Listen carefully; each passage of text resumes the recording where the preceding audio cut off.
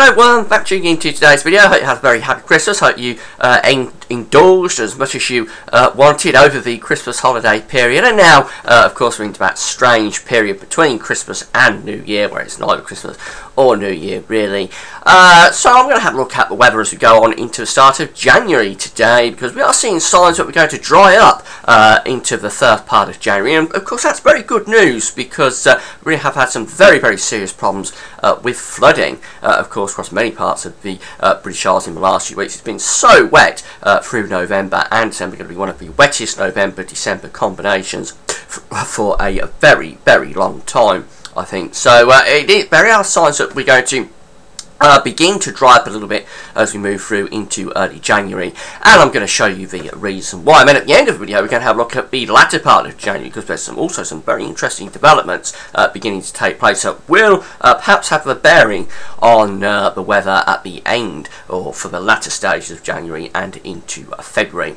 Now, before we go on video, I just want to talk about the advertising. There'll usually be a video ad overlaying my web videos at gazwebvids.com, and please play those ads because you'll be supporting gazwebvids.com by doing that. And I want to mention Gav Shop. You can go to Gav Shop and click through the amazon.co.uk banner and get all of your New Year bargains from Amazon. So thank you very much for doing that. Now we are going to start off with the 500 millibar height anomaly charts, as we usually do in these sort of using videos. 500 millibars, 18,000 feet is an important area in the atmosphere, because that's where we've got high pressure and low pressure developing. It's really those high pressure and low pressure areas are moved around by the jet stream running above that we get weather. So red and orange colours here indicating above average heights. That indicates above average temperatures, really, at 18,000 feet, which extrapolates to high pressure. The blue colours indicating below average heights at 18,000 feet, extrapolated to below average temperatures, below average pressure, low pressure. So blue is low pressure, red is high pressure. And this is showing that we've got a big ridge of high pressure developing here in the Atlantic and stretching into the British Isles for 8 to 10 days time. Now 8 to 10 days time is taking us towards the end of the first week of January. So yeah, we've got this nice area of high pressure developing here in the Atlantic, ridging up and blocking off this deep trough of low pressure that's developing around the eastern seaboard of the United States, around Newfoundland. Actually, that low pressure is really what's been spawning, I should say, that trough of low pressure, really what's been spawning the areas of low pressure running across the Atlantic, keeping us so wet through the second half of December. Well, now this is showing that we begin to block off that low pressure with this ridge of high pressure in the Atlantic. Now, with this area of high pressure, it's not cold. We're still bringing Atlantic air in across the country, taking it around that high pressure and taking it over the top. So it's not a particularly cold flow. It will actually, possibly for a time, be quite mild, but it may get cool as this high pressure start to become more centrally located over the top of British Isles. But it's not really a cold sort of setup. We're not looking at this for cold. We're looking at it for drier weather, and that's the main thing, really, because it's been so wet that we do need to see things starting to dry off a bit. That's the ECMWF. This is the GFS. This has the high pressure even more centrally located across the British Isles. The above average heights is right over the top of the country in 8 to 10 days time. This is a cooler scenario because the jet stream is running further north and it's coming back southwards into the continent, taking the mild Atlantic air around the top of that high pressure. Actually, this could be quite cold underneath this high pressure. We'd probably be talking about quite a lot of frost and fog if the high pressure is clear. But again, the main thing about this is that it's dry, because we're keeping the low pressure below average heights well out into the Atlantic off the coast of Newfoundland, not to able that low pressure to spawn those little areas of low pressure that run across the Atlantic and have been keeping us so wet. So have a look at the GFS ensembles. Well, the temperature ensembles don't tell us that much. We're into a up and down type pattern at the moment. This is a warm sector, this is a cold sector, this is a warm sector, this is a cold sector. So we're in that sort of cine wave type pattern for the rest of the year. Once we get through to the end of the year, you notice that most of the temperatures are going below average. This is upper air temperatures, and underneath an area of high pressure, the upper air temperatures are not as important, because it's down on the surface that we get the cold weather weather, of course. It can be very warm in the upper atmosphere, or very above average anyway in the upper atmosphere, but on the surface under high pressure in winter it can get really cold, despite the fact that the upper atmosphere is quite warm. And I'll talk about that more next week probably. I won't go into the details of why that happens just at the moment, but anyway, these temperature lines aren't telling us that much for the early part of January, I don't think. For precipitation, well, we see that we've got quite a bit of precipitation still to come for the rest of the year. This is the 1st of January here, quite a bit of precipitation. But then once we get through into the first week to 10 days of January, notice a lot of these precipitation spikes are disappearing. Now, they don't go entirely, we still keep some spikes here, and the reason for that is that we're still periodically keeping little areas of low pressure running around the top of that high pressure and dumping them south over the country probably. So yes, it doesn't turn completely dry, but much drier, and that is the important thing to allow those river levels to begin to go down. Of course, the ground is so saturated that the ground can't take any more water either, so hopefully a drier spell will allow the ground to begin to dry up a little bit and stop so much water running off it when it does rain. Now, as we have a look at the generic charts from the GFS model, this is for the 1st of January. You can see bring down this cool sort of northwesterly wind for the new year. There could be some wintry showers in the north for the new year period. But going beyond this, then we start to get this nice area of high pressure ridging up from the southwest. So this is what we were seeing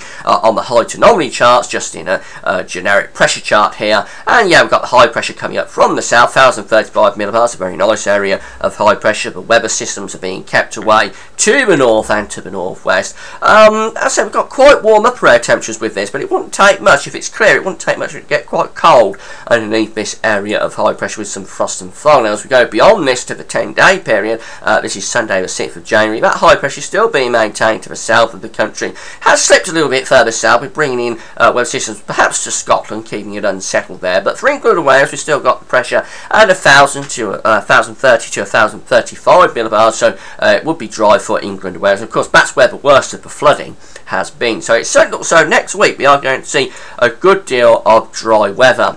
Now for GFS, it's the ECMWF, and it's a very similar idea as we go through to the 3rd of January. We've got that high pressure down to the southwest. This isn't quite as central as it is on the GFS, and we've got this little area of low pressure up to the north. This is just running around really the top of this high pressure and dumping south. So the low pressure is spawning around here, the jet stream is going up here, taking those little areas of low pressure with it, and then we dump them down around the top, and many of them will fall into central parts of Europe, but we could just keep some unsettled weather in the north and the east at times. Nothing like the deluge that we've had through the second half of December, but still not entirely settled perhaps all the time. Then as we go through to the 10-day period, Sunday the 6th of January, we build that high pressure in across the country, becoming much more centrally located. Again, it's got quite warm upper air temperatures, but down on the surface, underneath this high pressure, it could start to get quite cold. If the skies are clear, certainly at night, we could radiate out a lot of the warm weather, the mild weather really. We could radiate that heat away and start to develop some frost and thaw. That'll be something that we have to keep an eye on. For the GM, the Canadian model, again, we've got this high pressure building up from the southwest at 8 days time on Thursday the 3rd of January, and that high pressure is still there as we go into Sunday the 6th of January. Again, it's always more unsettled up to the north, so Scotland could well have some showery weather at times as these areas of low pressure run around the top of the high pressure, but really England and Wales gets the best of the dry weather just where we need it through the course of next week. So that's really good news. I think we are looking at quite a protracted spell of mainly dry weather. Not totally dry, will still be rain at times, but mainly dry weather.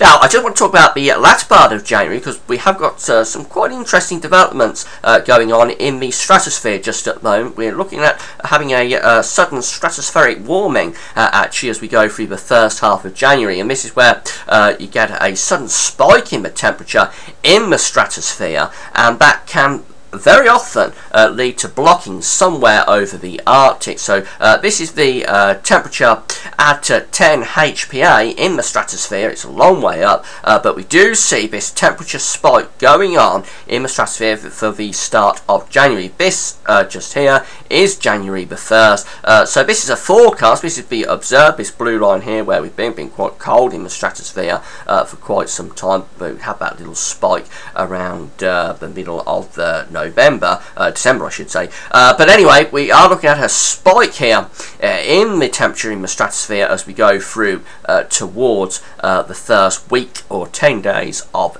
January. Now this takes a little while to filter down into the troposphere, and of course the troposphere is where we actually have areas of weather developing. That's where you get high pressure and low pressure, really. Well, I talk about on the 500 millibar height anomaly. So you have to wait a little while for the stratospheric warming to transfer down into the troposphere, but eventually it could do, and once it does, that could well start to coincide with blocking over the pole. We could lose the polar vortex and we may start to see blocking. Now this isn't a done deal, because when you get a stratospheric warming, it can affect various parts of the Arctic, so it needn't necessarily be affecting our side of the Arctic. That's the other thing. It might affect America, might affect Asia, but there's also a chance that it could affect our side of the Arctic, and if it does, we could start to see a lot of blocking beginning to develop up over Greenland and over the North Pole. Now, the longer range models picking up on this, well, they could be actually. This is the 10-day 500 millibar height anomaly forecast from the Beijing Climate Centre. This is for the 10-day period from the 15th of January to the 24th of January. And notice we've got near normal 500 millibars indicated by these beige colours appear over the Arctic in that 10-day period around the middle of January. Low pressure very much dominating in the Atlantic. But as we go through to the next 10-day period, which is the 25th of January to the 3rd of February, notice how much orange has suddenly appeared across the Arctic here. Yes, we're taking a lot of high pressure, above average heights beginning to take place over the polar field. So again, I'll go back to the first 10-day period, the 15th to the 24th of January. Not much above average heights to look at all there, really, across the Arctic. But the next 10-day period, yes, we get a sudden increase in the above average heights across the Arctic. That could just be beginning to work out that the warming in the stratosphere is going to start to propagate down into the troposphere around that latter stage of January. And that is around the time we'd expect it to begin to start affecting the troposphere. As we go through to weather online, we'll just have a quick look at the latest run from the long-range CFS model. This is for starting off at Thursday, the 10th of January, and we've got this area of high pressure here across the British Isles. That's the high pressure probably that's starting to form early next week, that I've just been talking about. As we go, notice that over the Arctic there's not much blocking at all to look at, not much high pressure here showing up to the north of the country. As we go through to the next chart, this is for 10 days on. This is the 20th of January. We've taken that high pressure out in the Atlantic and started to ridge it towards Greenland. Notice we've got quite a nice area of high pressure developing up here over Greenland. We're lowering the pressure here over Scandinavia. Big trough of low pressure. Winds are going into the north, so it is turning much colder. And beyond this, as we go through to the end of January, this is the 24th of January, we've got lots of blocking now starting to appear up here to the north and to the northwest and to the northeast of the British Isles. You can't see on this chart that the high pressure stretches right way back into the Arctic, which is up here somewhere, and we've got this big trough of low pressure here to the southeast of the country, so blocking in the Atlantic. Low pressure trough of low pressure there around much of western and central Europe. This is very cold, a cold northeasterly wind. This would be bringing snow to much of the British Isles if this is correct. And as we go even further out beyond this to February, this is the 8th of February, we see we're still maintaining that general pattern, which is the blocking in the Atlantic across much of the north into the northeast, well, Scandinavian high coming into play, and still this trough of low pressure with the jet stream digging south through the central parts of Europe. This is cold and wintry even into the start of February. Now, that could just be the models playing with colder developments. In any case, it may not be related to the stratospheric warming that is predicted for the start of January. But it's just interesting that the models are beginning to show this up now for the second half of January into February. The models are just beginning to play with that idea, but we start to bring in more in way of blocking to the north of the country in the latter stage, the last week or so of January into early February. It would be about right for the stratospheric warming to start to propagate down and begin to influence the weather in the troposphere, but it could just be a coincidence. I can't really say at this stage, but the models are sort of picking up on that stratospheric warming. But in any case, interesting signals there that blocking will start to come into play through the latter stage of January. Both the CFS and the Beijing Climate Centre sort of playing with that idea for the last week of January. But the main thing about this video is the drier weather that's on the way for next week. It looks like it's going to be turning a lot drier across many parts of the country. Very, very good news, really. I think we'll all be grateful to have a few days of much, much drier weather and allow that flooding and the river levels and the groundwater to begin to recede just a little bit. So good news for next week. That's it for now. Thanks for watching.